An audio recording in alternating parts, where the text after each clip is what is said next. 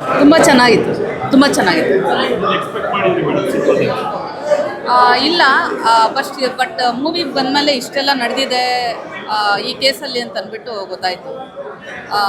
ಈ ಒಂದು ಮೂವಿ ಜನ ಎಲ್ಲ ನೋಡಿಬಿಟ್ಟು ಅವರೊಂದು ಆಶೀರ್ವಾದದಿಂದ ಅಟ್ಲೀಸ್ಟ್ ಅವರೊಂದು ದೇವ್ರ ಹತ್ರ ಬೇಡ್ಕೊಳ್ಳಿ ದರ್ಶನ್ ಅವ್ರು ಆಚೆ ಬರ್ಬೇಕಂತ. ತುಂಬ ಬೇಜಾರಾಯಿತು ಆ್ಯಕ್ಚುಲಿ. ದರ್ಶನ್ ಅವ್ರದ್ದು ಏನು ಪಾತ್ರನೇ ಇಲ್ಲ. ಯಾರೋ ಮಾಡಿದ ತಪ್ಪಗೋಸ್ಕರ ಅವ್ರು ಟ್ರ್ಯಾಪ್ ಆಗಿದ್ದಾರೆ ಅಂತ ಅನಿಸ್ತು.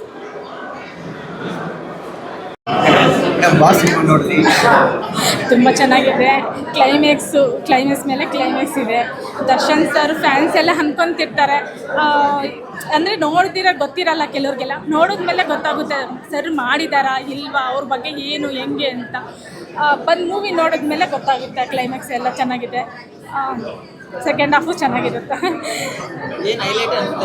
ಸರ್ ಎಲ್ಲ ಹೈಲೈಟೇ ಯಾವುದು ಸರ್ ಎಲ್ಲನೂ ಚೆನ್ನಾಗಿದೆ. ದರ್ಶನ್ ಸರ್ ಬಗ್ಗೆ ತೆಗ್ದಿದ್ದಾರೆ ಅಂತಂದರೆ ಮೂವಿ ಬಂದು ನೋಡಿದ್ರೇ ಗೊತ್ತಾಗುತ್ತೆ. ನಾವು ಹೇಳೋದಕ್ಕಿಂತ ಅವ್ರು ಬಂದು ನೋಡಿದ್ರೇ ಗೊತ್ತಾಗುತ್ತೆ. Thank you.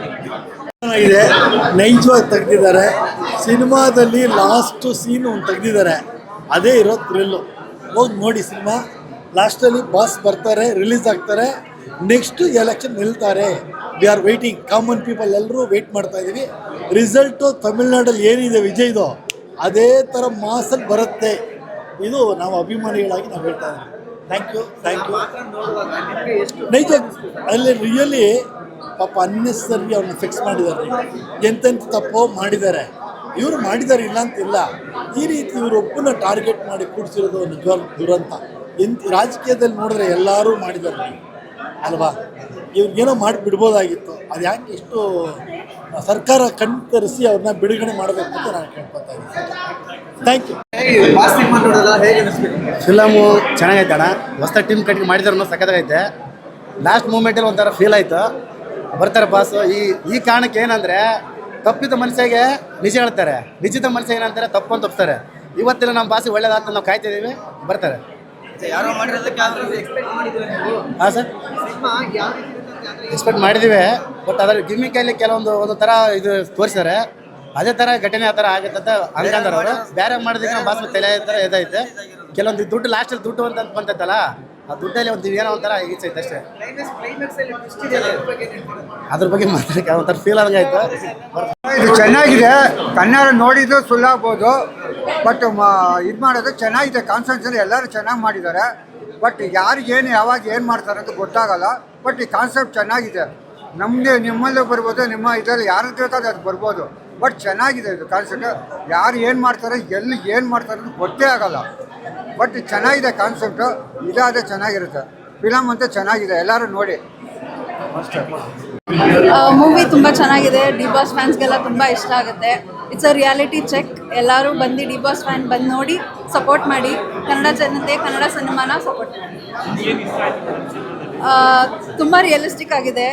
ಏನು ಆ್ಯಕ್ಚುಯಲ್ ಮ್ಯಾಟರ್ ನಡೆದಿದೆ ಅದನ್ನು ಪೂರ್ತಿ ಡೀಟೇಲಾಗಿ ಇನ್ಫಾರ್ಮೇಷನ್ ತೊಗೊಂಡು ಮಾಡಿದ್ದಾರೆ. ಸೊ ರಿಯಲಿಸ್ಟಿಕ್ ಆಗಿದೆ. ಯು ಕ್ಯಾನ್ ನಿಜವಾಗ್ಲೂ ನಿಮಗೆ ಬನ್ನಿ ನೋಡಿ ಸಿನಿಮಾನ, ಗೊತ್ತಾಗುತ್ತೆ ಎಲ್ಲ. ಖಂಡಿತವಾಗ್ಲೂ ಇಲ್ಲ. ಮೋಸ್ಟ್ಲಿ ಜನರಲ್ ಆಗಿರುತ್ತೆ ಕತೆ ಅಂತ ಅಂದ್ಕೊಂಡ್ವಿ, ಬಟ್ ಇನ್ ಡೆಪ್ತ್ ಹೋಗಿದ್ದಾರೆ. ಪ್ರತಿಯೊಂದು ಇನ್ ಡೀಟೇಲಾಗಿ ತೋರಿಸಿದ್ದಾರೆ. ಸೊ ಚೆನ್ನಾಗಿ ಬಂದಿದೆ ಮೂವಿ. ಡೆಫಿನೆಟ್ಲಿ ಆ ಪಾತ್ರ ನಿಜವಾಗ್ಲೂ ಇಟ್ಸ್ ಜಸ್ಟಿಫೈಡ್. ಚೆನ್ನಾಗಿ ಮಾಡಿದ್ದಾರೆ ತನುಷ್ ಅವರು. Really good job. Entire team. Climax ತುಂಬ ಚೆನ್ನಾಗಿದೆ. ಇನ್ನು 2.0 ಲೋಡಿಂಗ್ ಅಂತ ಹೇಳ್ತಾ ಇದ್ದಾರೆ. ನೋಡೋಣ ನೆಕ್ಸ್ಟ್ ಇನ್ನೇನು ಬರುತ್ತೆ. ಚೆನ್ನಾಗಿ ಬಂದಿದೆ ಮೂವಿ. ಟೀಮ್ ತುಂಬ ಚೆನ್ನಾಗಿ ಕೆಲಸ ಮಾಡಿದ್ದಾರೆ. I was a part of the team. So ಎಷ್ಟು ಕಷ್ಟಪಟ್ಟಿದ್ದಾರೆ, ಎಷ್ಟು ಪ್ರಾಬ್ಲಮ್ಸ್ನ ಫೇಸ್ ಮಾಡಿದ್ದಾರೆ, ಸ್ಟೇಗಳು ತಂದು ಕಾಂಟ್ರವರ್ಸಿ ಆಗಿ. ಸೊ ಅದನ್ನೆಲ್ಲ ದಾಟ್ಕೊಂಡು ತುಂಬ ಆಲ್ಮೋಸ್ಟ್ 1 ವರ್ಷ ಆದಮೇಲೆ ಅವರಿಗೆ ಗ್ರೀನ್ ಸಿಗ್ನಲ್ ಸಿಕ್ಕಿದೆ. All the best entire team. Next ನೀವೇ ನೋಡ್ತೀರಾ. ತುಂಬ ಚೆನ್ನಾಗಿರುತ್ತೆ. ಡಿ ಬಾಸ್ ಫ್ಯಾನ್ಸ್ಗಳಂತೂ ಅದಕ್ಕೋಸ್ಕರ ಕಾಯ್ತಾ ಇರ್ತಾರೆ ಅಂತ ನನಗೆ ಗೊತ್ತು. ಸೊ ನೋಡಂತ್ರಿ ನೀವು. ಡಿ ಬಾಸ್ ಫ್ಯಾನ್ಸ್ಗಳು ನೋಡಬೇಕಾಗಿರೋ ಮೂವಿ. ಡಿ ಬಾಸ್ ಅಂದರೆ ಏನು ಭಾರಿ ಕ್ರೂರವಾಗಿ ಸ್ವಾಮಿನ ಹಂಗೆ ಮಾಡಿದ್ರು ಅಂತ ಇದೆ. ಬಟ್ ಆದರೆ ಇದರಲ್ಲಿ ಅವರ ಇನ್ನೋಸೆನ್ಸಿ ಪ್ರೂವ್ ಆಗುತ್ತೆ.